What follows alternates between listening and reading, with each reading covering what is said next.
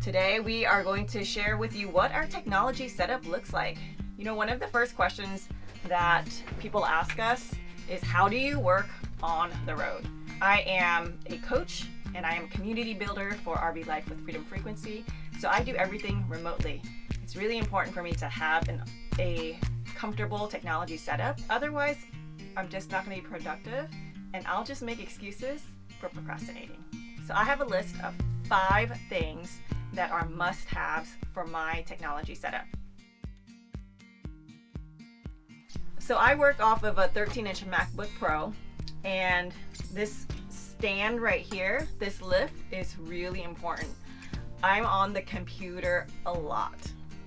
So this helps with ergonomics, and this keyboard here allows the screen to be lifted for me to type comfortably, and then I also have an external mouse as well that I keep on this side. So I love this setup. It is comfortable and ergonomic.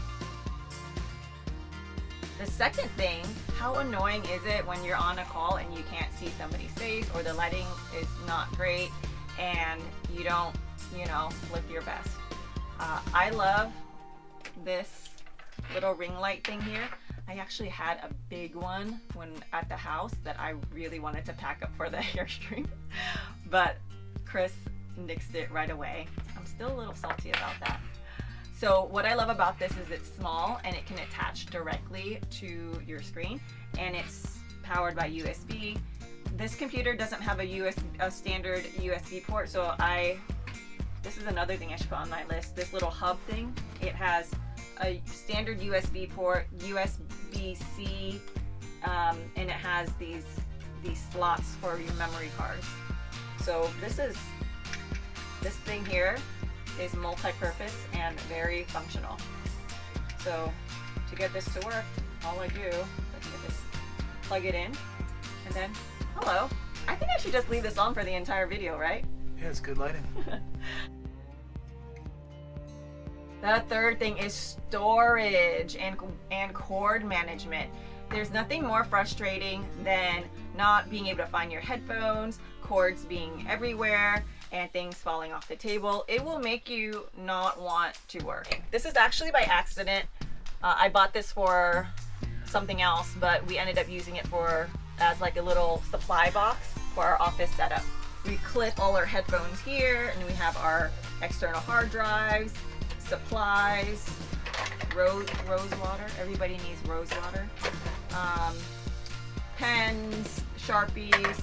This is just our utility box that we leave right here.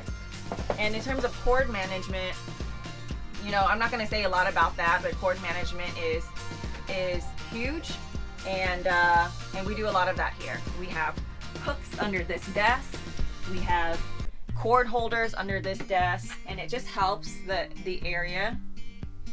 It just really helps the area be like nice and tidy. We're gonna move on to Chris's realm, Apple TV, and how do we connect to Wi-Fi, or how do we get Wi-Fi on the road? That is Chris's expertise. I know nothing about that. I'm just going to say it right here. It just magically works most of the time. Airstreams are built standard with a DVD player and an HDMI cable that goes to these TVs. And what we did was we removed that and put it in Apple TV. As you can see, we have MacBooks, iPads, and iPhones as our technology. So it really works to have an Apple TV.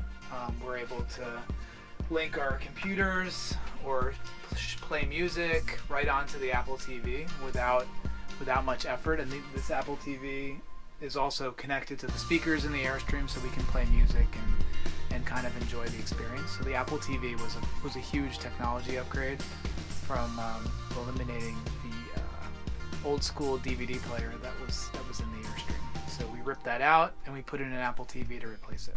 Okay, Airstream. I really, really hope you guys are not installing DVD players still, because, yeah, you know better. You know better, Airstream. We also totally hate the Polk system. Right. It's just not, it doesn't work well for us. The Bluetooth is just inconsistent. What's the system? That's their like music, you know, sound system. So we do turn it on and leave it on what's called auxiliary. And when it's on auxiliary, the sound that goes from the TV will go onto the speakers. So that's the way we use it. And then we use the Apple TV to get music from Airstream. The last item is our pepwave cellular router. So what that does is that router takes SIM cards from your cellular provider and gives you Wi-Fi. And we also have an antenna on the roof that goes with that, which is installed in one of our closets. It's been a major struggle having internet mobily. A lot of the cell plans, the standard cell plans you can get from Verizon, T-Mobile, and Sprint are too small. AT&T as well are small. So we found some private providers, which we'll link in the description. This company, Mobile Must Have, that we've been using, that has sold us SIM cards that are high data SIM plans. And with that, we've been able to have high-speed internet. We still have some issues that we're working out, and we may actually upgrade to a more expensive modem. We pay to have two different SIM cards. We have a Verizon and a T-Mobile SIM card right now. And so this means two cell plans, so it's pretty expensive. And what we learned is that there's other modems that merge the internet. So essentially you would have the merging of the two internet streams. So if one drops, you have internet from the other, so there's some redundancy.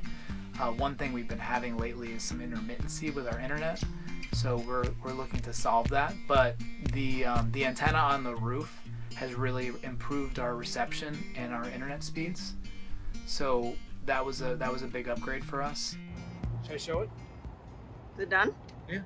All right. Do you want to go up there and take a video of it? Sure.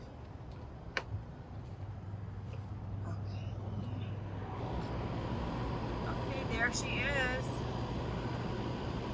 I think this could save a marriage, this modem or antenna. See the wire is going from the antenna into this hole that Chris made. And this is a vent for the fridge, right? And then we snaked it in to my closet. This is the disaster zone whenever we have a big project. Why is there so much stuff out? Why is there so much stuff out? He asks. I wonder why. The king of clutter asks, why is there so much stuff out? Wait. The king of clutter? You're the king of clutter. Yep. This is it. We got the modem, we got the wire, and we have the antenna on the roof, praying that this works out. What the antenna on the roof does is it picks up the cell signal, and it also allows us to get Wi-Fi outside the trailer, because this metal trailer does a pretty good job of blocking Wi-Fi signals. So the antennas on the roof get signal from the cell tower, but there's also a Wi-Fi antenna. So when we're walking around outside, or we're sitting on the picnic table outside, we're able. By the way, I don't think this camera's even looking at me. It's just I saw you staring off into space. Okay, that's what happens when Chris starts talking about technology. Yeah, so like either film or don't. I'm filming. I'm sorry.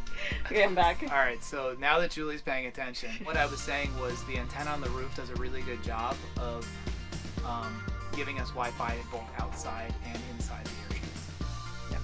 Can you talk about data?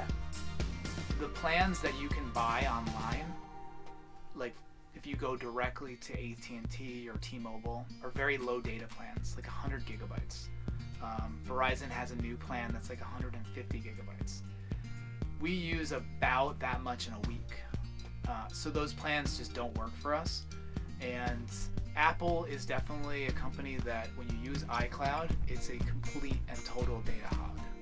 So if you like sync your pictures and stuff, it like uses a whole lot of data while you're sleeping and runs out your data plan.